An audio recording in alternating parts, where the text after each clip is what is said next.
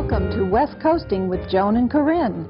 Corrine Trotter, confidant of the stars, is a Hollywood syndicated columnist for Beverly Hills Post and Capital News Service newspapers.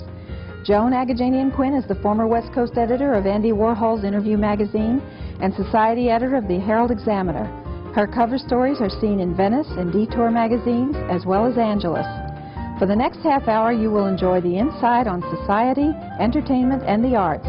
These popular Beverly Hills journalists are on the top of the exhilarating world of today's power players. Now here are Joan and Corrine.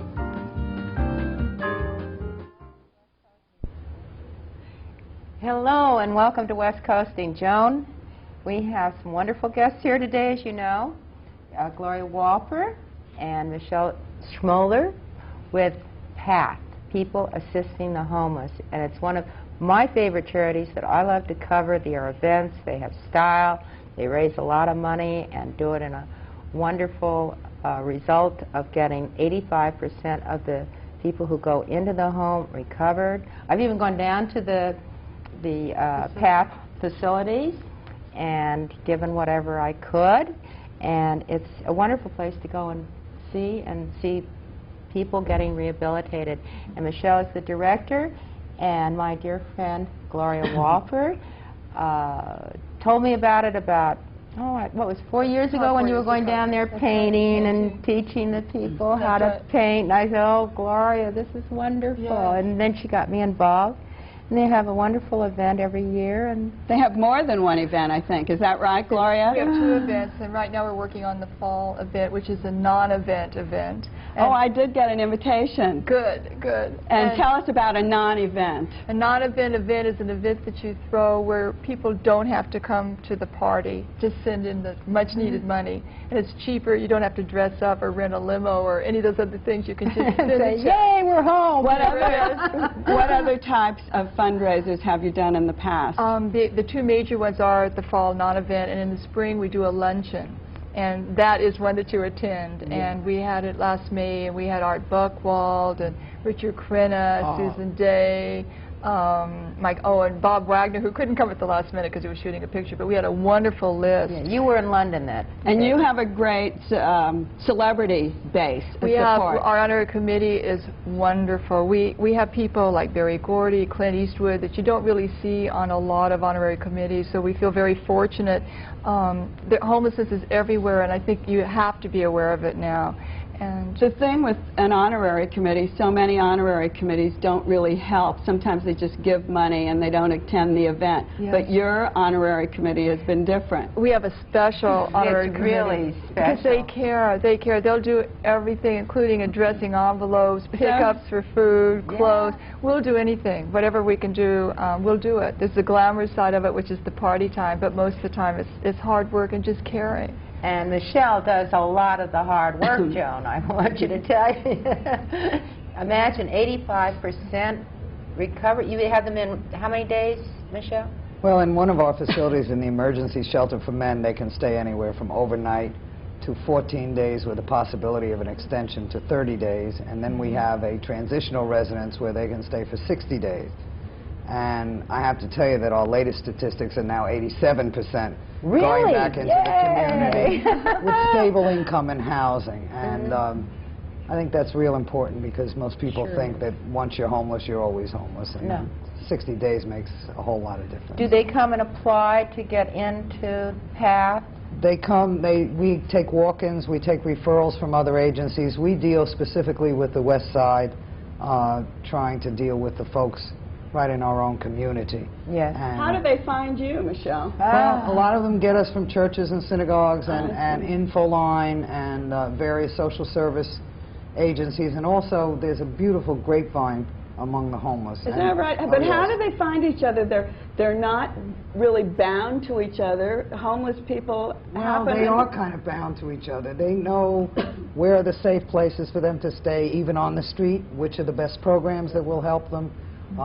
There are specific areas almost where homeless people go, the beaches, certain spots. Right? But if they're newly homeless and they've never been on the street before, How would they find you other than they go to a church or they go, what's the info line? Info line is a county-wide information line that lists all the social services available. And really it's an excellent line because you can call there and find out for any particular area what beds are available, where they are, where you can get medical services. It's a compilation of sources, resources.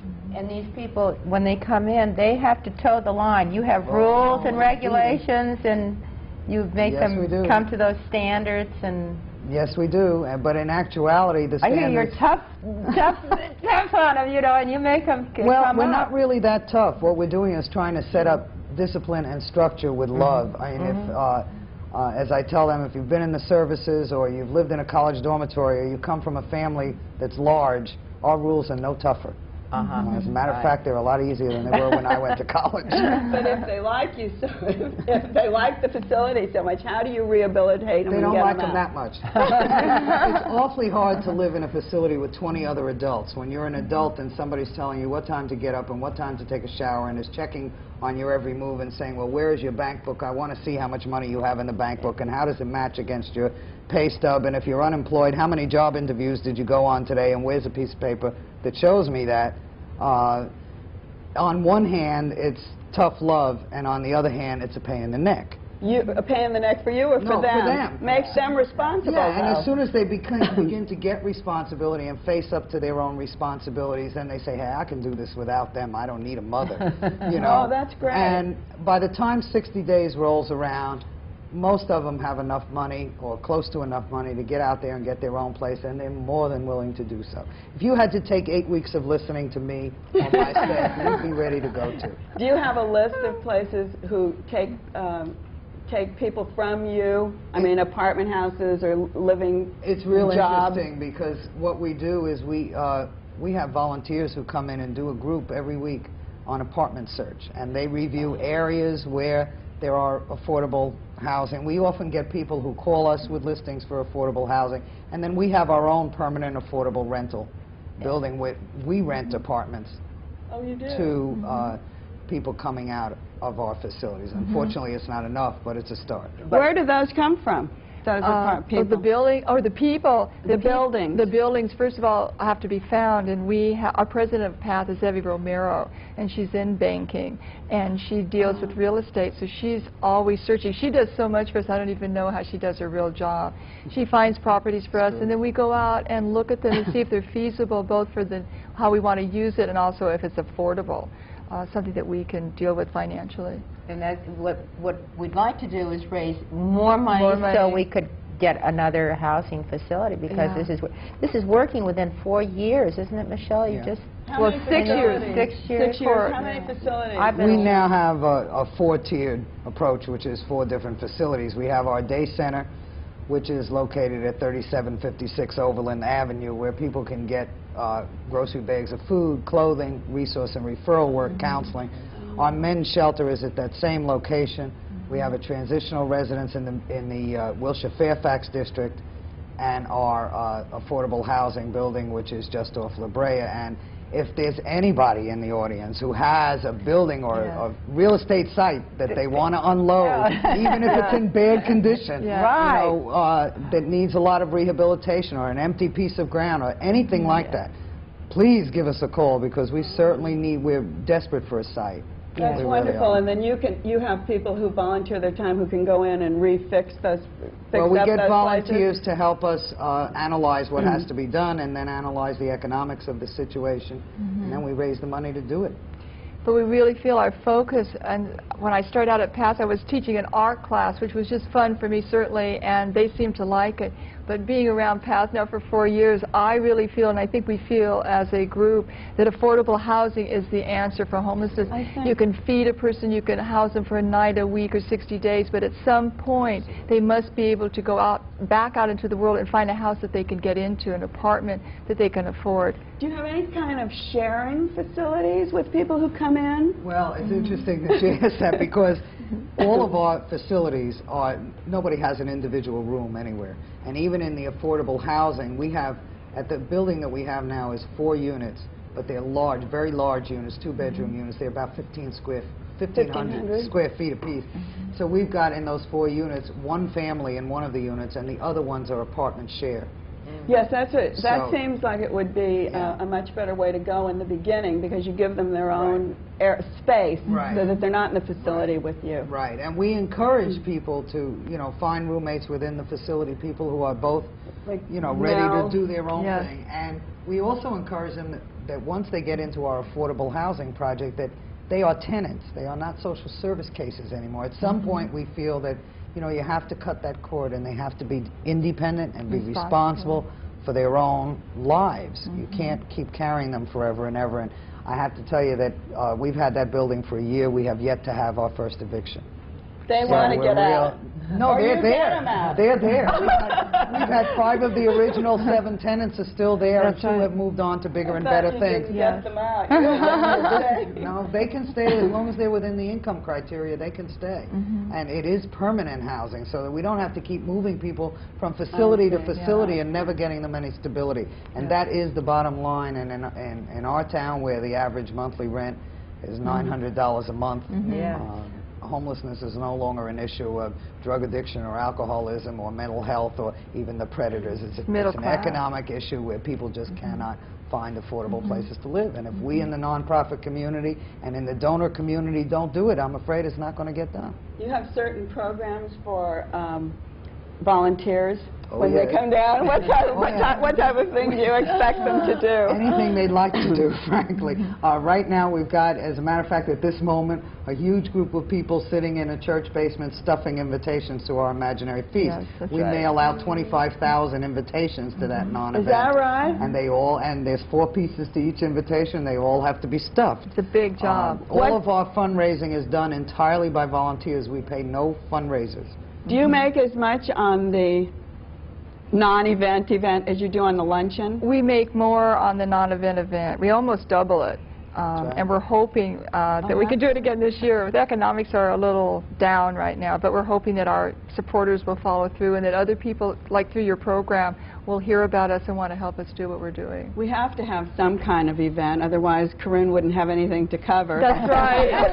We wouldn't have jobs. We'll have it just for Corrine. We figure twice a year she has nothing to do, so we'll have an event. There are so many worthy causes, but I was just struck by Gloria's enthusiasm, and I like the helping someone, giving them a hand and saying, listen, I'll help you, but you got to help yourself too.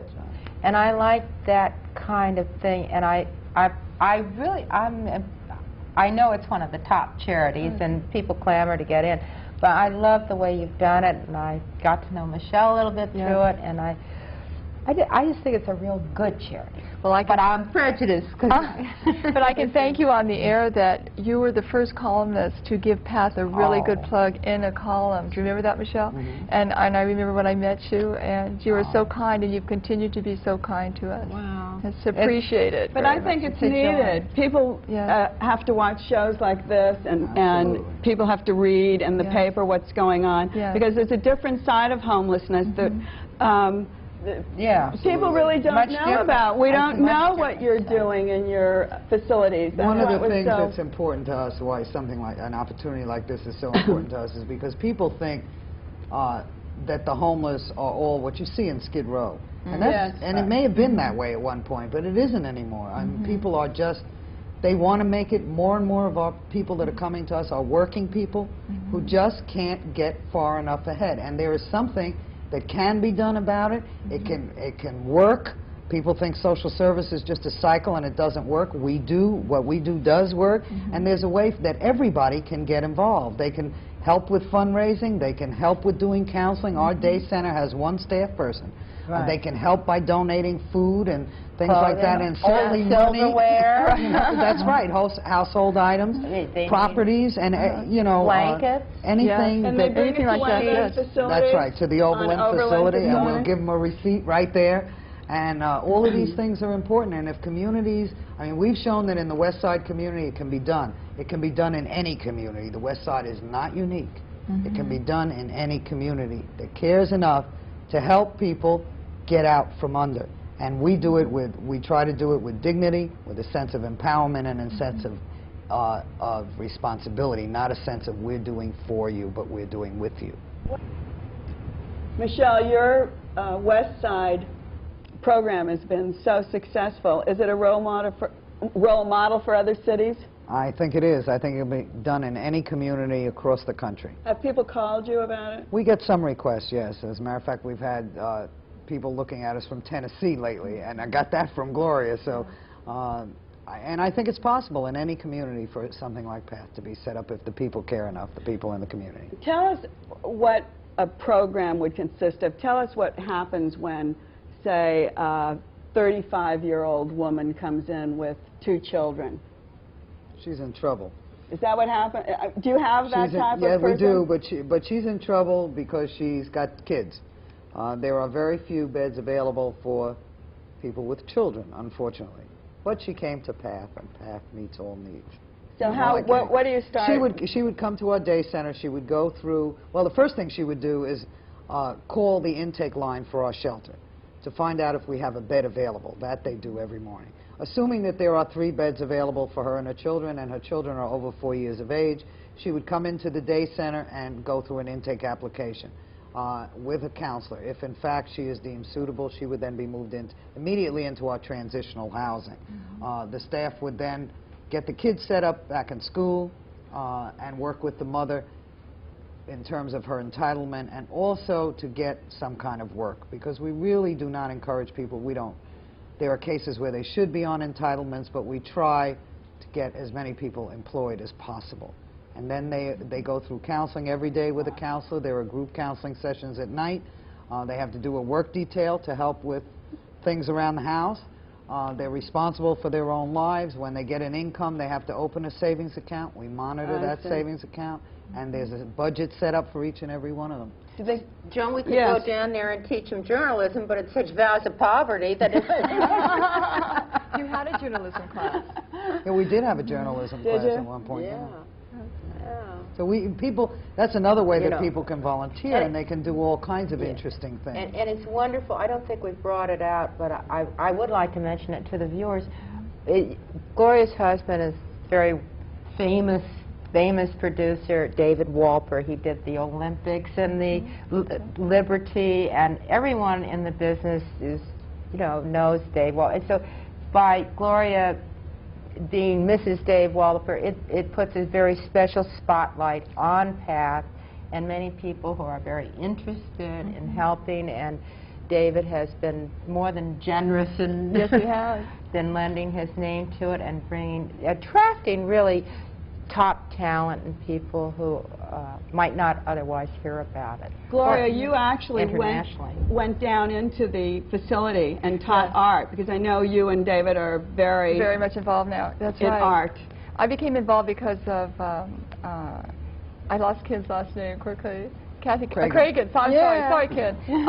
Ken Cragen, who was donating $10,000 off of an award, and we were at the party for that award giving, and I heard about PATH. So I told them, coming back from New York after Liberty Weekend, I was so aware of homelessness. So they set an appointment, and that's where I met Michelle. And I didn't know what I could do there, and they knew that I painted, and they said, well, we've got a new art teacher for the transitional housing program. So I did. I taught a class for a year.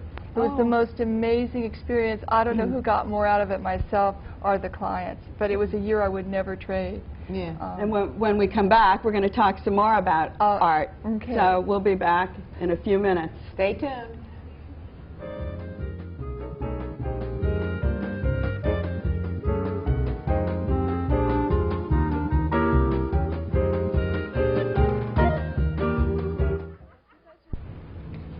We're back to Westcoasting with Joan and Corrine. Ta-da! What have you got for us today, Joan? Well, we were talking about David Wolper and the Olympic Games that he produced the opening show. Your husband produced the opening day show and the closing day ceremonies. And part of the opening ceremony was the Olympic Gateway, which was a big sculpture made by Robert Graham.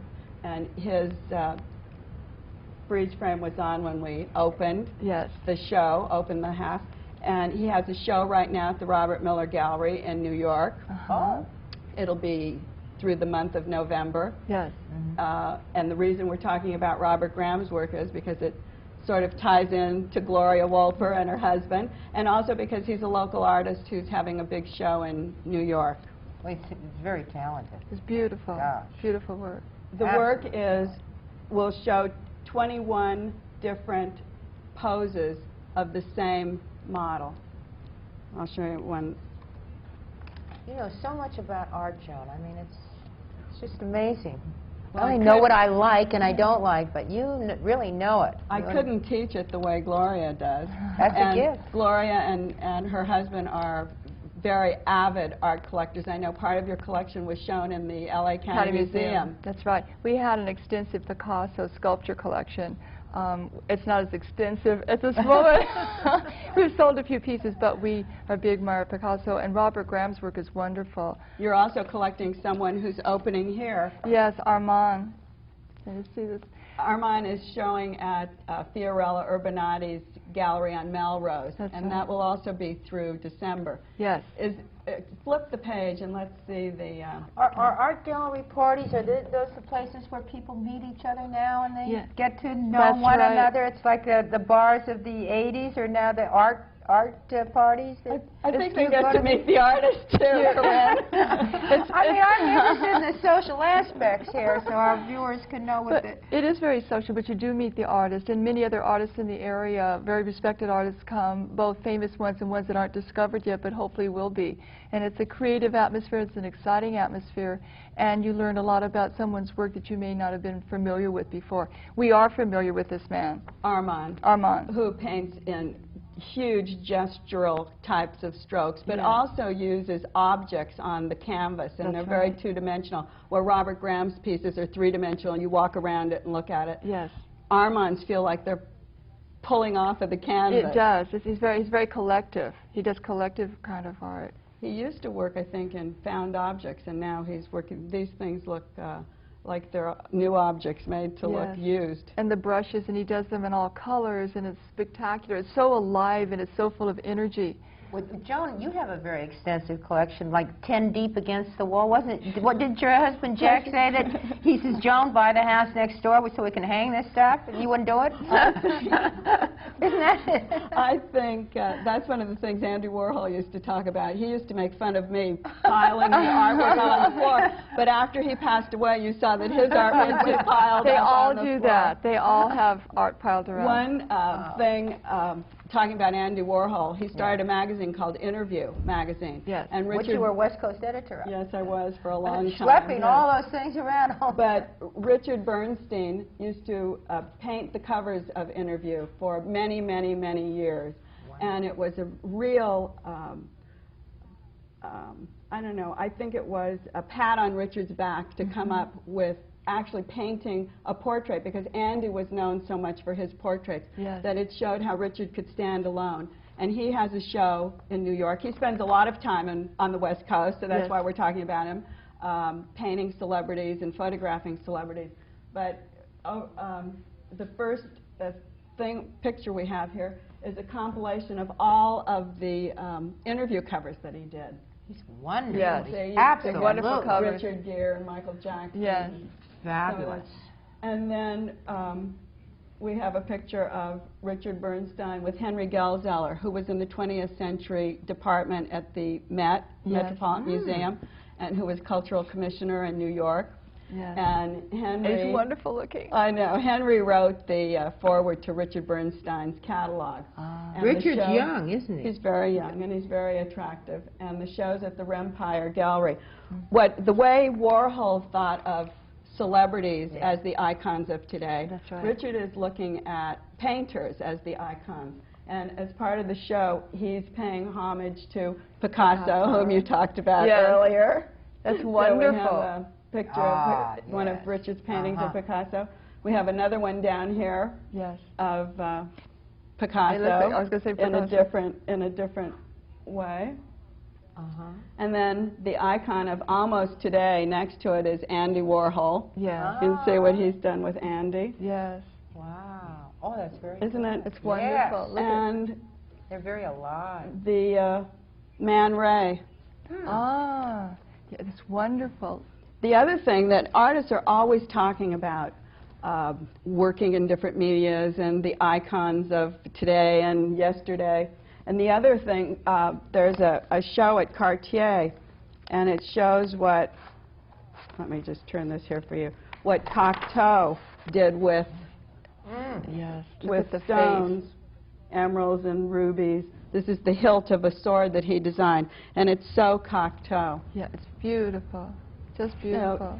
You can see this old vintage pieces at the new Cartier. You were there last night at one of the parties that... Yes, bumping anybody's fanny, right? Yeah, it was just an opening at, on Rodeo. Yes.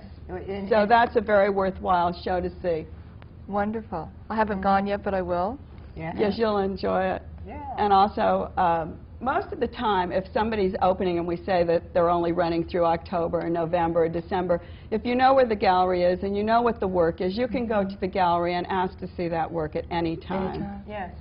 And you can be like me, who doesn't know anything about art except what I brain pick off of my friends, and find out for investment pieces too. You can do very well if you follow some of the leaders. Because didn't you tell me the other day? I said, does it matter who collects the artists? And you said yes. It makes them more important.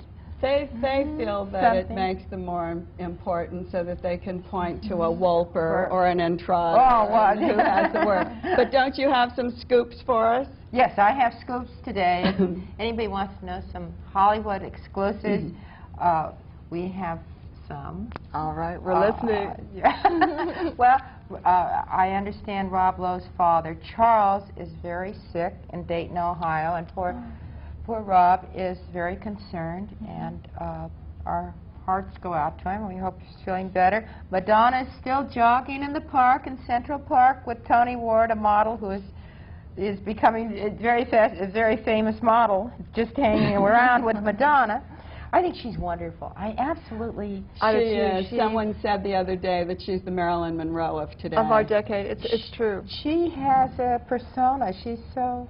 You know, and I saw her in a play in New York. Believe it or not, I did go to New York and get some culture. I saw that. And she was wonderful. Yeah, did you see her with that no, but I didn't see the play, but I read the reviews, and she did very well. Professional, very good. She played it. Anyway, Burt Lancaster, you know, got married. No, Burt got married. Yes, they're having a reception for him at Hillcrest Country Club. He married a lovely girl from a TV program. Very happy. Anyway, and Georgia Holt, you know, Cher's mother, she is dating Milton Berle. I know that. Gloria, you've got to come back and go Westcoasting with Joan and Corrine. I would love to come Westcoasting. Well, thank you for coming. I've enjoyed it. Thanks to Michelle, too. Yes. And we'll see you next time on Westcoasting. Right. Send cards and letters and ask questions. Any of your favorite movie stars you want to know about. We probably know about them. And we'll tell